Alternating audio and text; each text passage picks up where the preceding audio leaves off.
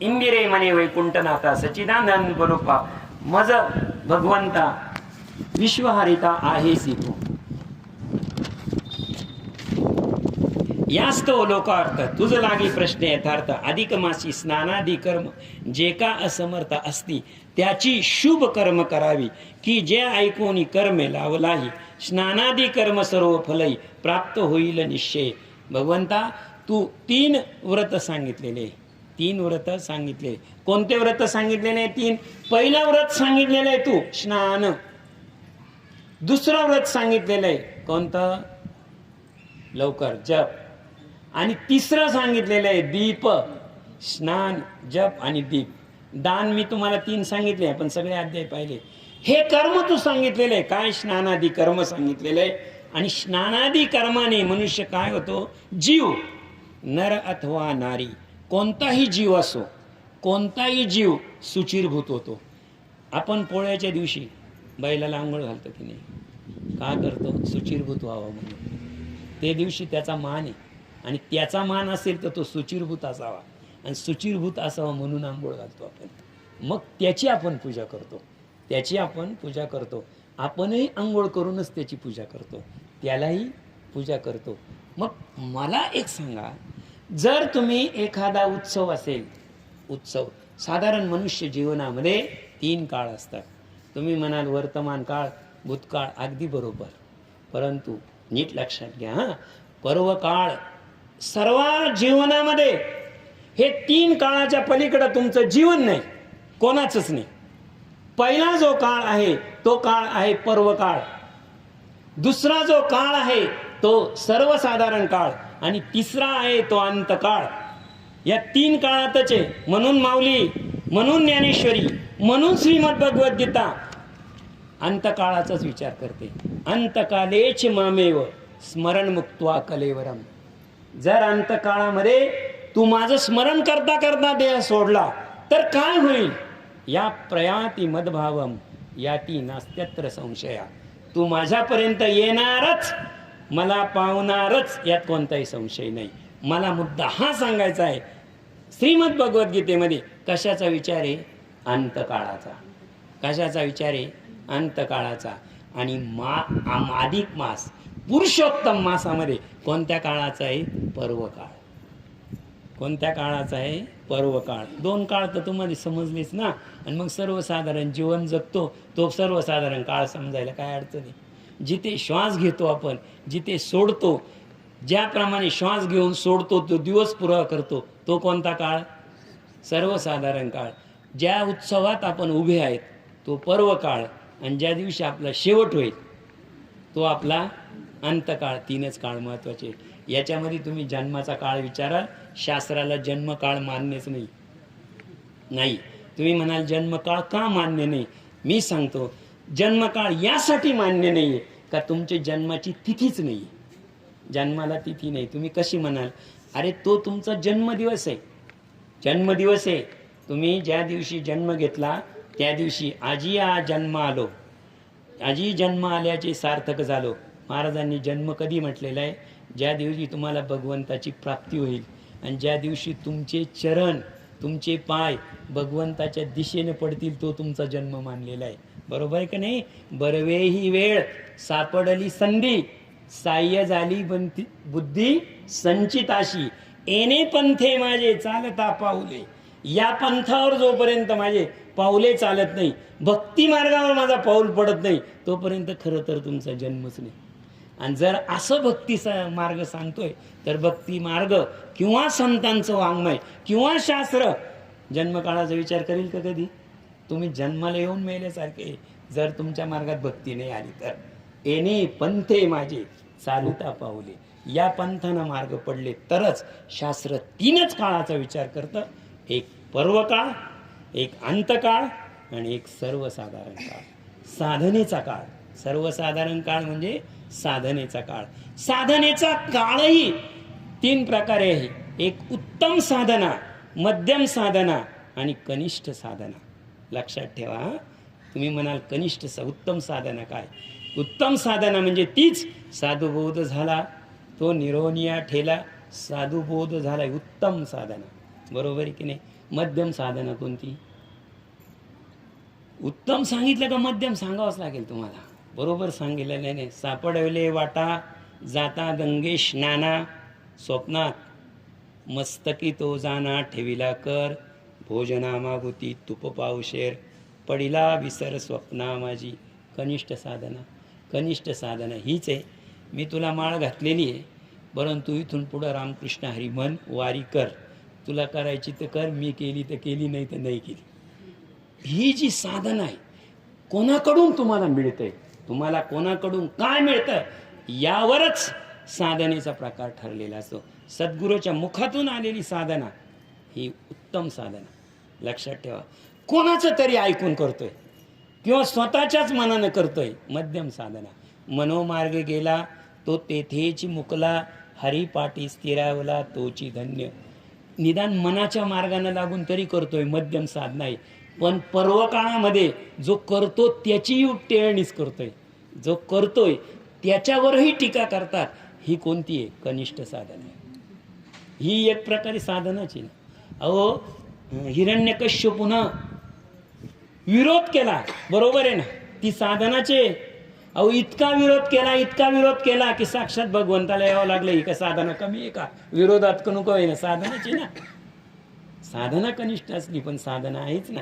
मुद्दा मला हा सांगायचा आहे, स्नानादी तुम्ही कर्म सांगितलेले, पण आता त्या कर्मामध्ये काय अडचणी आहे हे बघा. आता त्याही शुभ कर्म करावे की जे एका कर्मे लवलाही, स्नानादी कर्मे फल सर्व काही प्राप्त होई निश्चिते, आणि अंती सायुज्य मूर्ते जेणे सकळा निश्चिंती, ते शुभ कार्य दया संप्रती कृपा करून मज सांगावे. ऐसी श्रींची प्रश्नवाणी ऐकून बोले सारंग पाणी, म्हणे लोकागृणकारिणी उत्तम प्रश्न केलासी. लक्ष्मी मातेचा आणि भगवान विष्णूचा हा संवाद आहे. भगवान विष्णू हे ज्ञानतत्व आहे. लक्षात ठेवा. भगवान विष्णूचे प्रश्न आणि त्याला उत्तर भगवान विष्णूचेच आहे.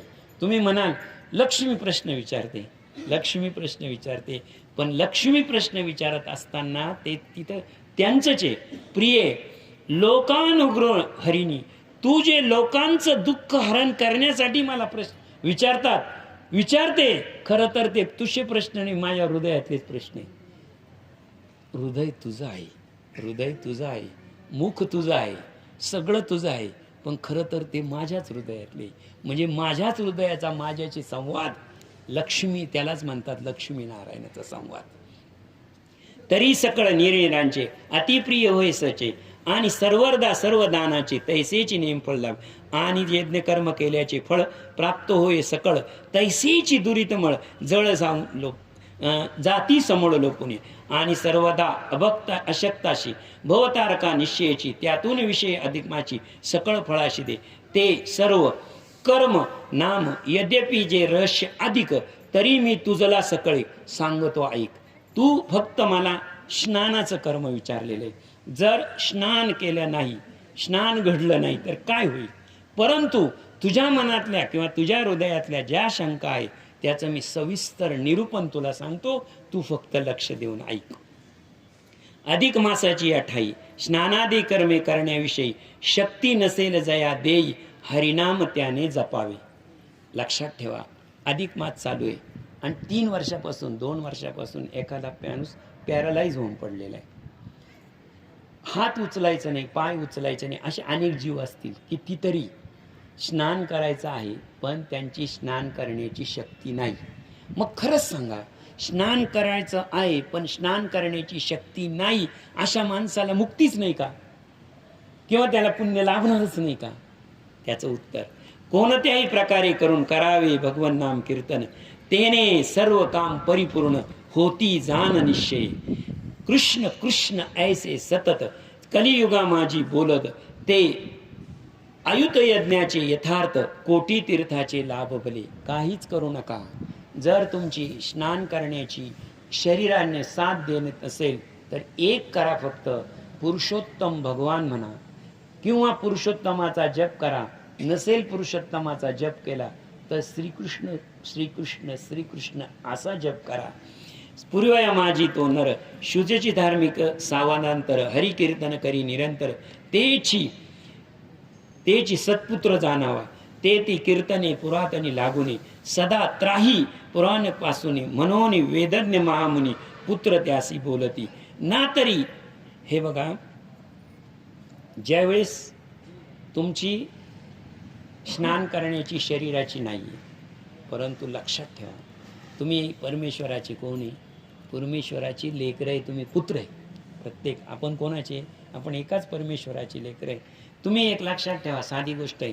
तुम्ही 1-2 पिढ्या मला सांगू शकता, माझे वडील, माझे आजोबा येते, शेवट गेले तर त्या पिढ्यांचा शेवट जर गेले तर एकच राहील ना, एकच राहील नाही का? आणि त्याच ईश्वरापासून सृष्टी निर्माण आहे. प्रत्येक धर्मग्रंथामध्ये सृष्टी निर्माण कशी झाली हे वेगवेगळ्या प्रकारे सांगितलेले आहे. परंतु जर त्यांनी सांगितलं शेवटचा विचार केला तर आपण सगळे एकाच भगवंताचे.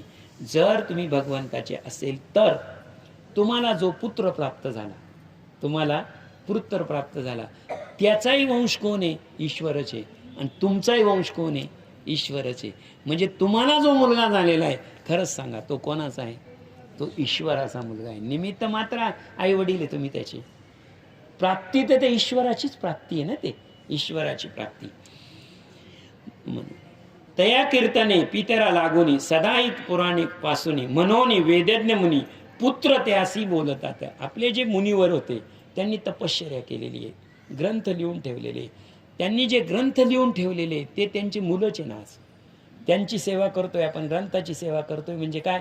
त्यांचीच सेवा करतोय आपण, आपल्या पितरांची, त्यांच्या पितरांची. आपण त्याचं श्रवण करतो, कथन करतो, त्याचं आपण वाचतो, ही एक प्रकारे सेवाचे.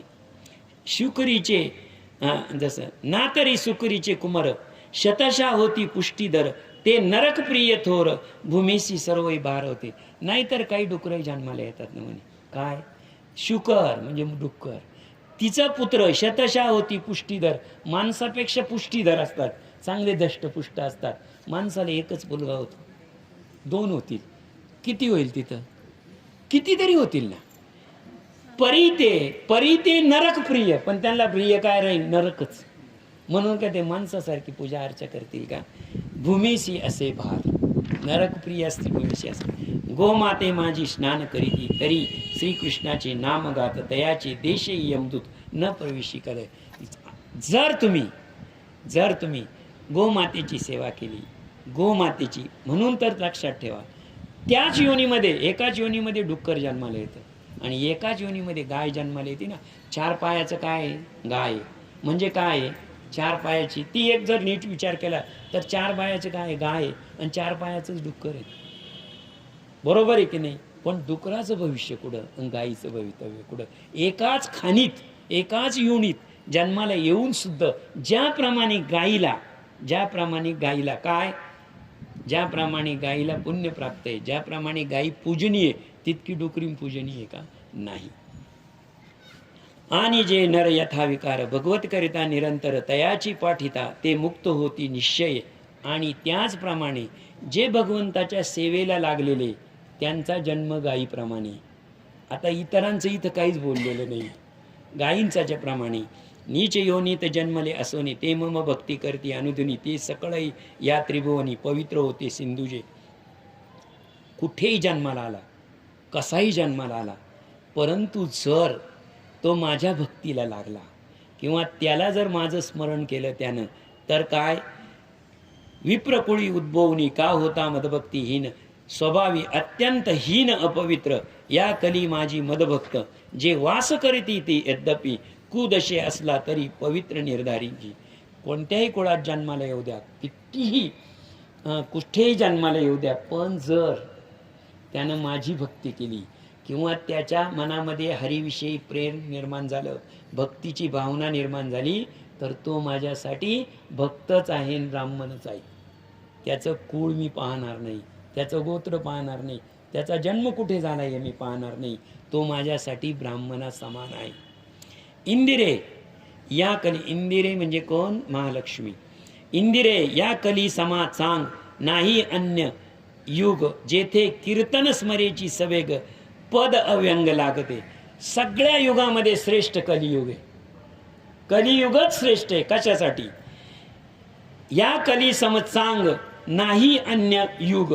या कलीचं का?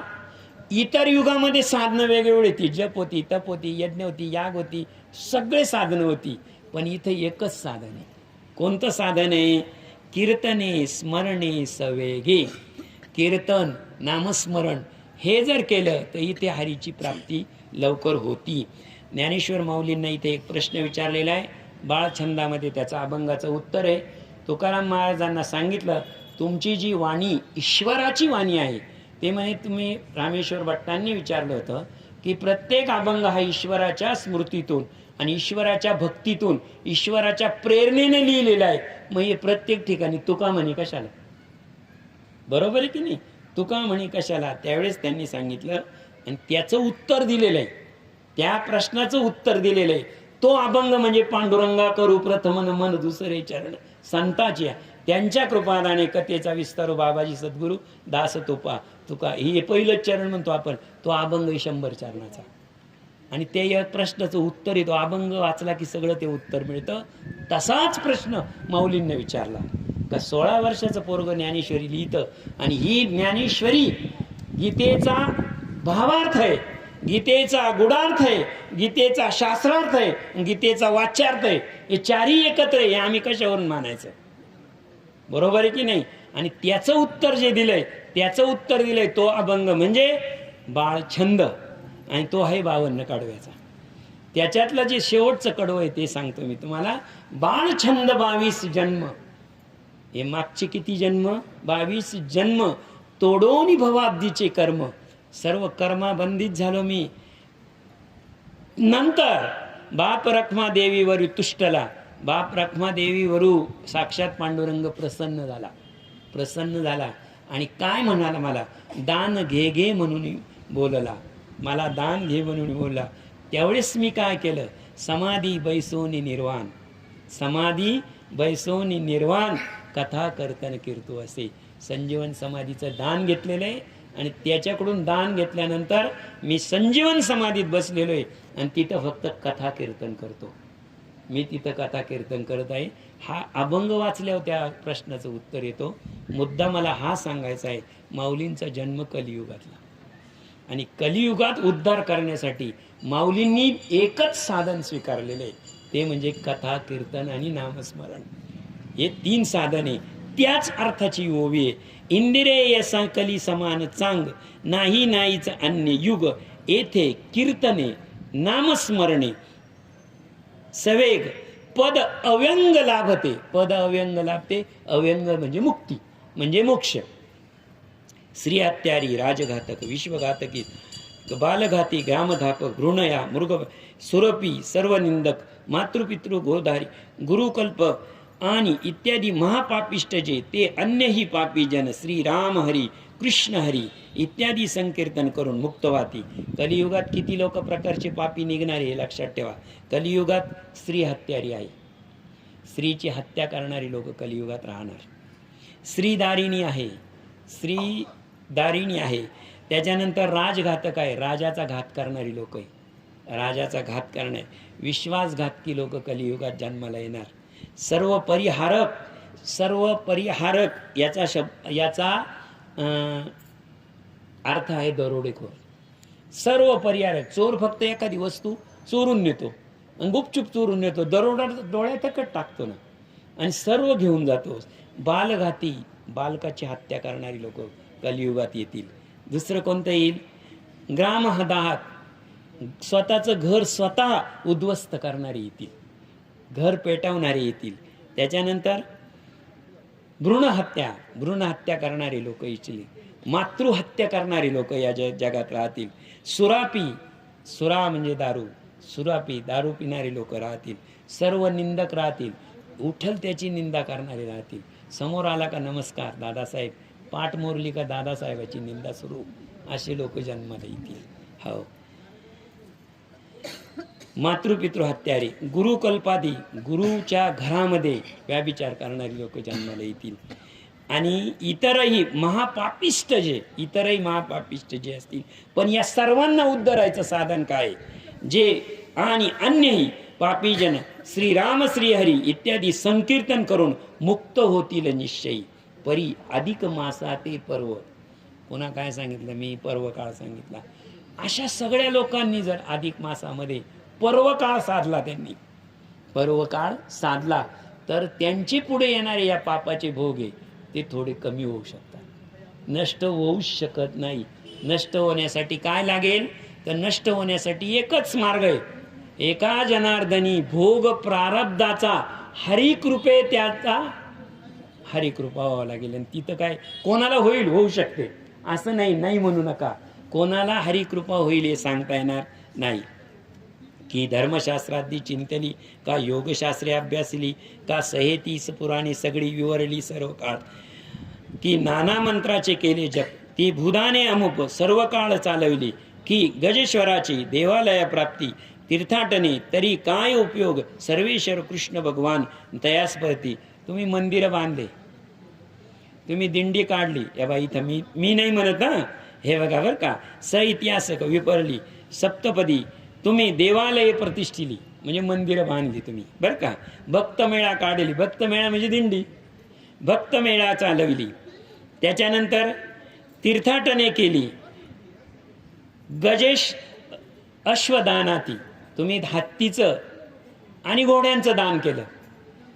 परंतु इतकं सगळं तुम्ही केलेलं आहे, परंतु पुढे काय म्हणलेले, काय सर्वेश्वरा गृण स्मरती अनुदिन तया कली लागून संपूर्ण साधले निश्चय. परंतु तुमच्या मनात हे सगळं करूनही भगवान श्रीकृष्णाविषयी घृणा निर्माण झाली, देवाविषयी घृणा निर्माण जर झाली, तर हे वरचं करून काहीच उपयोग नाही. हे सगळं वरचं करून येथे अन्य कर्मे न करताई, केवळ भगवत चिंतन पायी बंध मुक्त होती लवलाई, मोक्ष साधना पावती यास्तव गुणज्ञ अर्थलोक, कलियुगी प्रशंसिती देख, तरी हरी कीर्तन निशंशक स्वार्थ सकळ लाभती. पद्मालये काय वर्णू हेची सांगता वारणावार, कला कली माझी जीवसार, हरिनाम एकची असे. जर त्याला स्नान करता आलं नाही, स्नान करता आलं नाही, तर एक लक्षात ठेवा, फक्त एक त्यानं कोणतं, मी काल तुम्हाला अमृत सांगितले होते बरं का, अमृत सांगितले होते, किती लोकांच्या लक्षात राहिले माहीत नाही. इथे आल्यानंतर दर्शनाला दर्शन कोणाचं घ्यावा, आणि दर्शन त्याला शास्त्र सांगतो. शास्त्र जे आहे ते व्यासपीठ, नीट लक्षात ठेवा, व्यासपीठाचं दर्शन घ्यावं, व्यासपीठाचं दर्शन घ्यावं. व्यासपीठावरील व्यक्तीचं नाही सांगितलेलं बरं का, व्यासपीठाचं दर्शन घ्यावं. व्यासपीठापेक्षा श्रेष्ठ गादी नारदाची गादी, जिच्यावर कीर्तन चालतं. नारदाच्या गादीपेक्षा श्रेष्ठ भगवंताचे चरण, भगवंताचे चरण, त्या चरणातून प्रसवलेलं, चरणापेक्षा चरणामृत, बरोबर आहे की नाही. आणि चरणामृतापेक्षा श्रेष्ठ कोणतं आहे, नामामृत. आणि इथे नामामृताचं स्नान करावं. म्हणजे काय, जे आपण सुरुवातीला जो मंत्र म्हणतो तो, त्याचा जरी तुम्ही जप केला तरी ती स्नान जे आहे ते नामामृताचं स्नान आहे, लक्षात ठेवा. ते स्नान तर करू शकतो ना तो.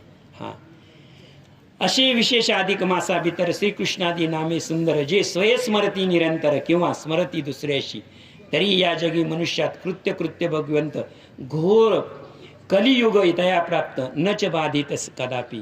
किती घोर कलियुग येऊ द्या, पण जर तुमच्या हृदयामध्ये हरिभक्ती असेल, श्रीकृष्ण भगवंत श्रीकृष्णाची भावना तुमच्यामध्ये असेल, आणि श्रीकृष्णाच्या भावनेची ज्योत तुमच्या हृदयामध्ये असेल नव्हे, भगवंताचं नामस्मरण आणि नामावर विश्वास.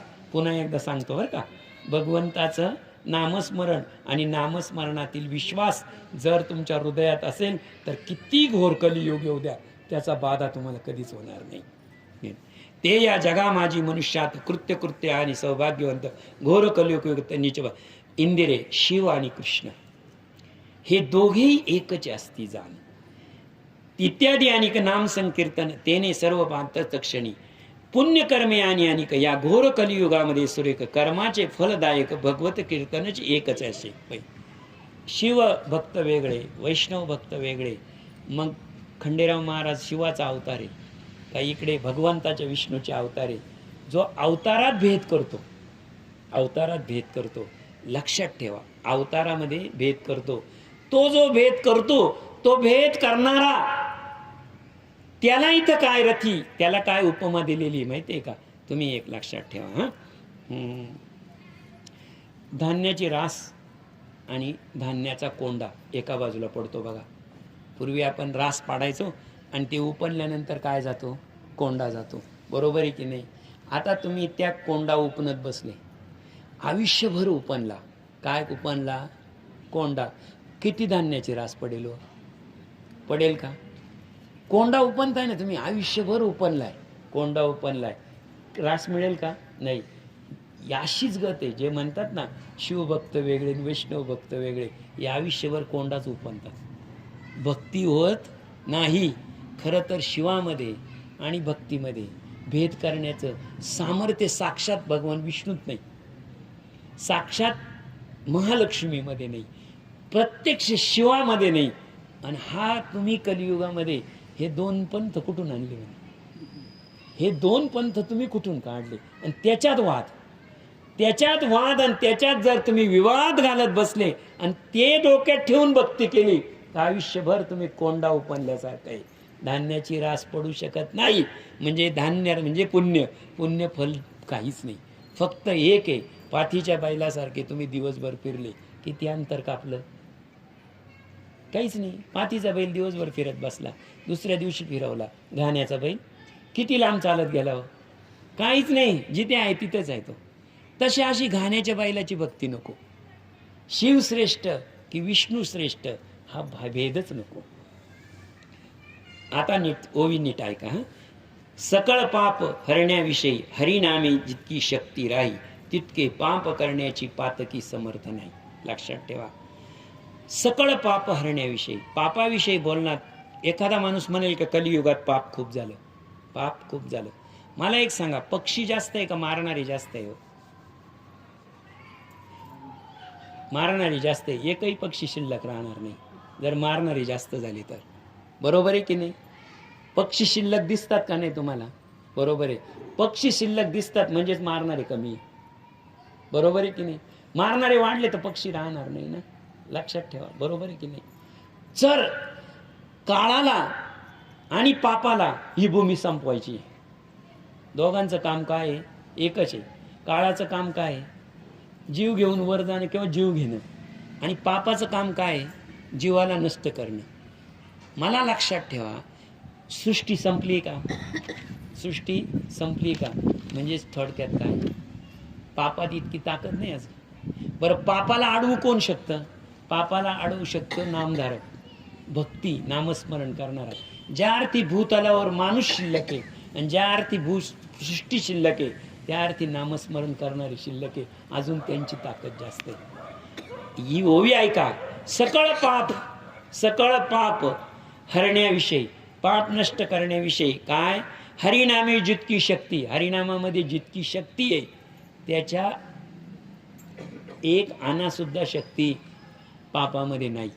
आता आना म्हणजे किती? 16 आणे म्हणजे 1 रुपया, म्हणजे 15 आणे पुण्य आहे या भूमीवर आणि 1च आना पाप आहे. म्हणून तर आज सगळी सृष्टी जिवंत आहे.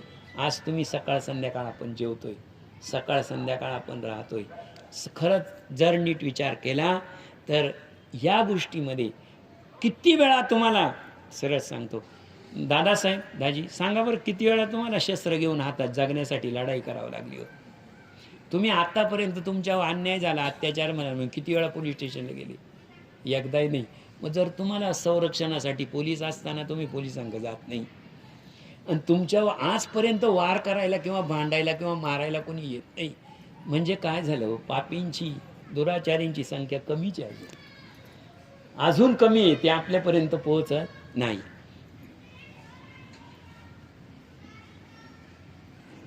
अधिक मासी एक वार. आता नीट पुन्हा ऐका. जे मानव निरंतर स्मरती तया धर्माधर्मयुक्ती हस्तगत होती तात्काळ. अधिक मासी एक वार हरिनाम घेतला उच्चार, तेने मोक्षाशी जावया सत्वर बांधिले कमर जाणीचे. हरिनामात अधिक मासामध्ये एकदा जर तो हरी म्हटला, एकदाच हरी म्हटला तरी त्याला विष्णू भगवंतापर्यंत पोहोचता येतं. हे मी तुम्हाला सांगितलेले, या ओवीचा दृष्टांत मी तुम्हाला सांगितलेले. एकदाच हरी म्हटलं तरी भगवंतापर्यंत पोहोचता येतं. ओवी सांगतो त्याची. अधिक मासी एक वार हरी ऐसाची केला उच्चार, एक वार हरी ऐसाची केला उच्चार, तेने मोक्षासे जावया सत्वर, बांधली कमर जाणीचे. त्याची आपण म्हणतो ना, तिडं जायला कंबर बांधली. अधिक मासामध्ये एकदा हरी म्हटलं तर तो भगवंतापर्यंत गेलाच समजायचा. ऐसा हरिनाम महिमा श्री विष्णूने लक्ष्मीस कथिला, ते ऐकून या कमळा पुनश्च दया ते पुसती. लक्ष्मी म्हणे वो देवादी देवा दया सागरा श्री केशवा, तुम्ही नाम महिमा आगवा मज उत्तम कथिला. तथापि मज किंचित दुजे अद्भुत सांगा मज प्रत, अधिक माशी केल्याने समजता ऐशे काय होईल. विष्णू म्हणे शिरोनंदनी, तीव सर्वदा आनंददायी आणि सनुर गुन्हा सर्व गृह अनुकरणी दयादृष्ट आहेसी. जर एखाद्या स्त्रीनं हा अधिक मास केला आणि अधिक मासामध्ये 3 कर्म केले, स्नान जप आणि दीप, 3च आहे, केलं तर त्याचा परिणाम काय होईल. त्यांनी सांगितलं, तू जसा माझा संसार फुलवला, तू जसा माझ्या जीवनामध्ये आनंद दिला आणि तू माझ्या संसाराचा स्वर्ग केला, तसंच त्याचं घर स्वर्गासारखं होईल. माझी अनुभूती त्याला येईल. विष्णू म्हणे तेच सर्व तपात निर्मळ, श्रेष्ठ तप सोज्वळ, यदाचारणेने सकळ, पापा तात्काळ नाशिती, आणि सर्व धर्माचे फळ पाहून अव्यप जाती नयन, ते तुझं लोकानुग्रह सांगतो सुंदरी. कल मांडवधारी माझिरी अन्नची श्रेष्ठ निर्धारी, सकळ प्राण्यांची प्राणधारी, अन्नची असे केवळ कमल भवंडा माजरी. असे कमल भवंडा माजरी हा शब्द नीट लक्षात ठेवा. याचा अर्थ आहे ब्रह्मदेवाची सभा. म्हणजे जशी विष्णूची सभा, कर्णाची सभा, आपण सभा मंडपात बसलेलो, एकदा ब्रह्मदेवाची सभा चालू होती आणि सभा चालू असताना यामध्ये एक विषय निघाला की दान कोणतं श्रेष्ठ. कोणाच्या? ब्रह्मदेवाच्या सभेमध्ये. कमल मांडव माझारी, अन्नची श्रेष्ठ निर्धार, सकळ प्राणे. आणि त्यावेळेस असं सांगितलं ब्रह्मदेवानी की अन्नदान हे सर्वश्रेष्ठ दान आहे. तर पुढे अन्नी राहती लोक, अन्नाची सर्व देवाचे सोज्वळ, अन्नची निर्मळ त्रिशुद्धी, ते अन्न दिदले देणे, तेने केले जप तप अनुष्ठाने, सर्वही केले जाणीजे, गुणी दारिद्र्य सुशिक्षित, गुणी दारिद्र्य जाणीजे. आता एक लक्षात ठेवा बरं का, आपल्या हिंदू धर्मामध्ये 4 आश्रम आहे. 4 आश्रम आहे. पहिला आश्रम ब्रह्मचारी आश्रम आहे, दुसरा गृहस्थ आश्रम आहे, तिसरा वानप्रस्थ आहे आणि चौथा संन्यासी आहे. का सांगतो मी तुम्हाला, या सर्व 3 आश्रमांचं नीट, संन्यासी नीट लक्षात ठेवा, आणि ब्रह्मचर्य. संन्यासी हा जगाचा उपकारक आहे, म्हणजे जगाच्या उपकारासाठी जगतो, आणि ब्रह्मचर्य हा जगाच्या उद्धारासाठी जगतो. नीट लक्षात, कारण तो जगाचा उद्धार करणार.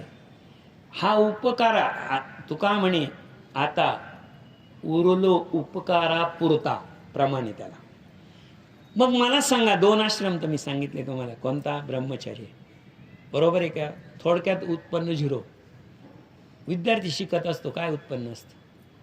आणि संन्यास्त तिकडे गेलेले आहेत, तपाला बसलेले, उत्पन्न काय? काही नाही. वानप्रस्थी म्हणजे त्यांनी ग्रस्त आश्रम केलेला आहे, परंतु आज ते वानप्रस्थी आहे, म्हणजे स्वतःचा चरितार्थ स्वतःच करतात ते. नीट लक्षात ठेवा, वानप्रस्थी हा स्वतःचा चरितार्थ स्वतः करतो.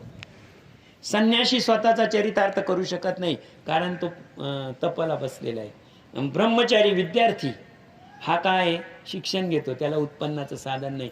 मग या 3 वर्गांचं, 2 वर्गांचं पालन पोषण कोण करतो? गृहस्थाश्रमी. कोण करतो? गृहस्थाश्रमी. म्हणून जोडोनिया धन उत्तम व्यवहारे उदास विचारे वेच करी, हे गृहस्थाश्रमावर लिहिलेलं अभंग आहे. आणि त्याचं शेवटचं चरण तुकाराम महाराज म्हणतात, तुका म्हणे हेची आश्रमाचे फळ, परमपद बळ वैराग्याचे. गृहस्थाश्रमाचं फळ, आश्रमाचं जे पद आहे ते संन्याच्यापेक्षा, वानप्रस्थीपेक्षा, ब्रह्मचर्यापेक्षा कमी नाही. उलट तो या दोघांचं पालन पोषण करणारा, परमपदाला पोहोचणारा गृहस्थाश्रमी. मग गृहस्थाश्रमीचं, जे गृहस्थाश्रमी लोक आहे त्यांचा अधिकार काय आणि त्यांचं कर्म काय हे सांगितलेलं आहे याच्यामध्ये. ते अन्नदान दिल्या. गुणी दारिद्र्य क्षुत्या कोणाशी देन अन्न सुख, ते विद्यार्थी जेणे निष्कमते बैले यत्किंचित दानुदान केले, तरी संसारिक दुःख सगळे त्याहून राखले मोक्षपद. जर संसारी माणसानं ग्रस्ताश्रमी माणसानं एक माणसाला अन्नदान केलं, एका जीवाचं पालन पोषण केलं, एकाला त्या दिवसाचं अन्न दिलं, तर लक्षात ठेवा तोच त्याचा अधिकार, त्याची प्राप्ती, त्याचं पुण्य या 3 आश्रमापेक्षा कमी नाही. किंवा सकर्म अन्नदान केले कोणी, की ती सर्व कर्माचे फळ हस्तगत होय निश्चित, ऐसे अन्नदानाचे महिम. म्हणून ते नित्य जानकीचे अधिक मासी संपूर्ण उपवास व्रत करावे. प्राणी आणि अधिक मासात जे अन्य उपवास व्रत मोक्षादी निर्धारी सर्वतोपरी अथवा एक पोक्ष राहावे. षडाश्र तिरात्र एक रात्र अथवा उपोषण अधिक मासी करावे. जयाचे शक्तीने मान जैसे आचरावे. नर आणि नारी कुमारी के वृद्ध असतारे की तर पाया कैक उपाय कीजे, आणि विशेष विधवांनी इतर कर्मे त्यागुनी अधिक मासी उपवासावे.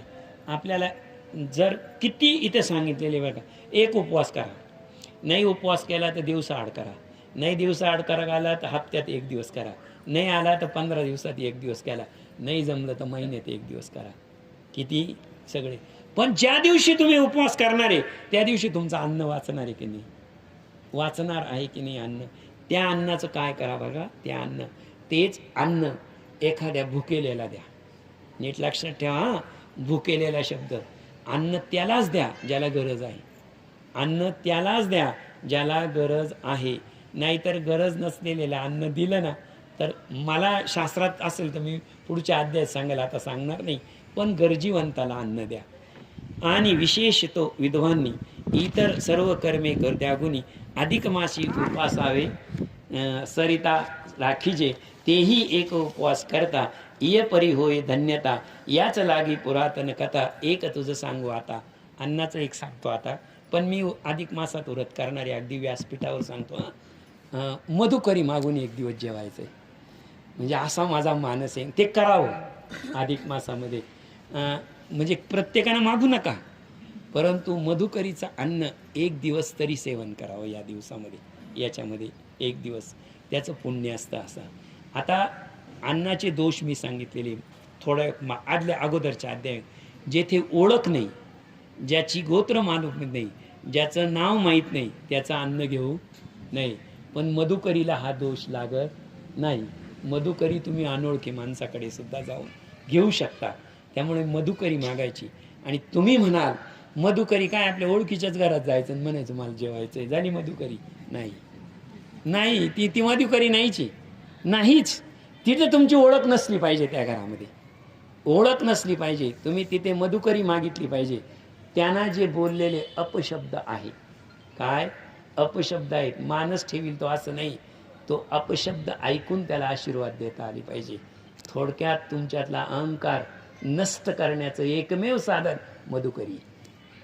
एखादा तर तुम्ही मधुकरी मागितली, तो म्हणला एवढा जाडा बसडा दिसतो तू, आणि तुला काय भाकर द्यायची. तुम्हाला राग जर आला तर लक्षात ठेवा काय होईल, त्याचं काहीच जाणार नाही, दोष तुम्हाला लागेल. इतकं जो बोलल्यानंतर त्या माऊलीचं तुम्हाला दर्शन घेता आलं पाहिजे, त्या माऊलीला तुम्हाला आशीर्वाद देता आला पाहिजे. हे मधुकरीचं मर्म आहे. अहंकार गेला, अहंकार घालवण्यासाठी मधुकरी असते. पूर्वी नर्मदा तीरी महिषवातनी नगरी, तापसी माझे अतिसुंदरी, ब्राह्मणी एक वसत असे. पूर्वी एक महिषमती नगरी होती, आणि तिथे एक ब्राह्मणी राहत होती. ब्राह्मणाची पत्नी ब्राह्मणी राहत होती. ती तपस्या दिया कारण सर्वदा करीचा अधिक मासी उपोषण नित्य चाले. आणि ती जी ब्राह्मणाची जी ब्राह्मणी होती ती अधिक मासाचं व्रत करत होती. आणि त्या अधिक मासाचं व्रत केल्यामुळे ती पुण्यात्मा झालेली होती. येसी सखी काम करणारी कोणी एक शूद्र नारी, ती होऊनी कृष्णनगरी मरणमुख झाली. की तपाप्रती हस्त जोडोनी मने मज प्राणियासी, मी जे आता मृत्यू लागोनी स्वाधीन जाण झाले.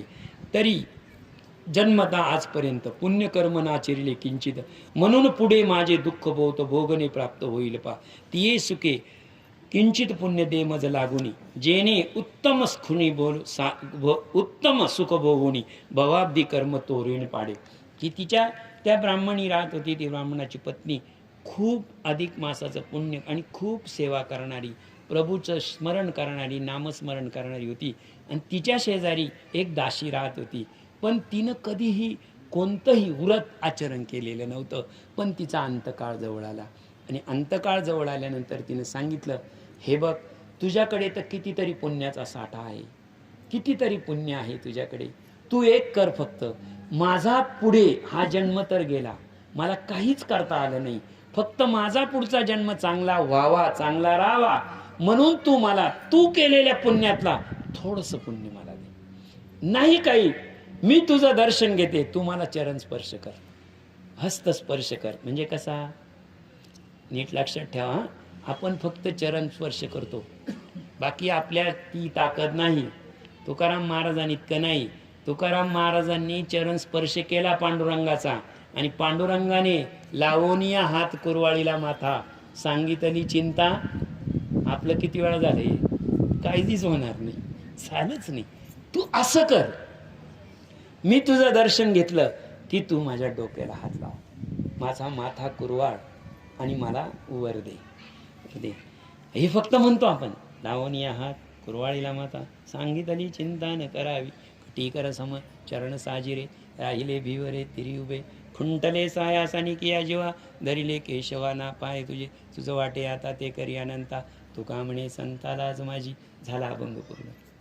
माझ्या विठोबाचा कैसा प्रेमभाव. सगळे अभंग प्रेमभावाचे आपले पाठ, प्रेमभावच नाही, प्रेमभावच नाही, पण तो तयार व्हावा आणि तो तयार होईल याच्यासाठीच ही कथा आहे, त्याच्यासाठीच हे श्रवण आहे, त्याच्यासाठीच हे चिंतन आहे, आणि त्याच्यासाठीच हे मनन आहे. तुझं वाचून ते समय मज तारणार कोणी, ऐसे ऐकून हृदयाशी करुणानिधी झाली, आणि पूर्वी जे मलमासात केले होते उपवासवरती, ते ऐकून एकोपवास समस्त केले अर्पिले, संकल्प घेऊन तात्वाळ उदक घेतले आणले आणि विमाने. आणि तिने सांगितलं, हे बघ, या अधिक मासामध्ये 29-30 दिवस आलेले आहे, मी 29-30 दिवसांपैकी 1 दिवसाचं पुण्य तुला देते. तिनं चरण तिनं घेतलं, तिचं दर्शन घेतलं, तिच्या डोक्याला हात लावला आणि घे पाणी. हातातलं पाणी घेतलं आणि तिच्या पाण्यावर, तिच्या हातावर दिलं. किती दिवसाचं पुण्य दिलं? 1 दिवसाचं पुण्य दिलं. मार्तंडाहून दैदिप्यमान विमानाचा प्रकाश गहन, नानाविध भोग परिपूर्ण माझी विराजिती, उर्वशदी देवांगना, माझी नृत्य करिता गायना, ते विमानाती शुद्रांगना, आरोडली तात्काळ. 1 दिवसाचं पुण्य मिळालं. बघा, हं, लोक म्हणतात तुकाराम महाराजांना सोडून कोणालाच विमान आलं नाही. तुम्ही पुराणं वाचलेली नाही म्हणून तुमचा विश्वास बसत नाही. बृहत पुराण, नारदीय पुराण, हरिवंश पुराण, भरतुरी पुराण, भरतुरी पुराणाच्या मध्ये भरतुरीच्या कथा आहे का, त्यावेळेस कळेल की खरंच त्या काळातही विमान होती. एक बाण मारला तर तिकडे अग्नी पेटत होता, अग्निबाण त्याही दिवशी होता. द्रोणाचार्याचे जे अस्त्र आहे, ब्रह्मास्त्र, अश्वत्थामावर सोडलेलं ब्रह्मास्त्र, आजही ब्रह्मास्त्र जिवंत आहे. अश्वत्थामा त्याच्या शोधात आहे. पूर्वीच्या काळी हे सर्व होतं. तेथे बहुकालपर्यंत भोगोनी अतिशय पुन्हा वाराणसीत काशीश्वरात जन्मली, आणि ती वरती गेली आणि काशीश्वरामध्ये तिचा जन्म झाला. तेथेही सुख भोगोनी अपार, द्याती पावली कैलासपुर, पुढे लोकात सत्वर, देवता सुंदर झाली, तिचे नाम चंद्रेश्वरी, तिचे नाम चंद्रेश्वरी. ती अद्यापि काशीपुरी विद्वुद नानोपचारी सतत ताते पूजताती. चंद्रेश्वरी मंदिरे आजही काशीला, जर तुम्ही घाट आहे, मनकर्णिका घाट आहे, मनकर्णिका घाटाच्या खाली गेल्यानंतर एक मंदिराचं तीर्प झालेलं आहे. ते तीर्प मंदिर आहे बघा, चंद्रेश्वरीचं मंदिर आहे. आणि ते चंद्रेश्वरीचं मंदिर आजही आहे, आणि ते तीर्प तिकडं झुकलेलं आहे. तिकडं झुकलेले म्हणजे ते नमस्कार करते. ती चंद्रेश्वरी पूर्वीची एका मणिकर्णिका घाटाजवळ बघा. त्याच्या आपल्याला जर बसवलं, पिंडदान करतात. आम्ही काशीला आत्ताच गेलो होतो, लाईनीत बसवतात. तिकडं मणिकर्णिका घाट आहे, इकडं बसवतात, आणि मध्ये चंद्रेश्वरी मंदिर आहे. तेच चंद्रेश्वरी मंदिर. असो प्रिया काय सांगू विशेष, अधिक मासी एक उपवास, त्याचे फळ शूद्रेशी ब्रह्म हस्ते मिळाले. तेने हे सर्वपारी भोगुनी देवदेवत्यादी पाहुनी चंद्रार्क काशी भुवनी वसत असे आनंदे. ऐसा अधिक मासाचा महिमा कोण पावेल तयाची सीमा. तेथे शूद्रही उत्तोत्तम अतिगमती पावले. तैसी दासी शूद्री असून देवता झाले उमेवानी. ही दासी होती परंतु उमेवानी पार्वतीसारखी देवता झाली. कोणामुळे? अधिक वासाच्या एका उपवासाच्या पुण्यामुळे. तैसे यास्तव प्रिय शिरोनंदिनी शुभेच्छुक मूत्र मनुष्य जनांनी अधिक मासी निदानी एक तरी उपवास करावा. एवं प्रकारे उपवासवत कथिता झाला वैकुंठनाथ.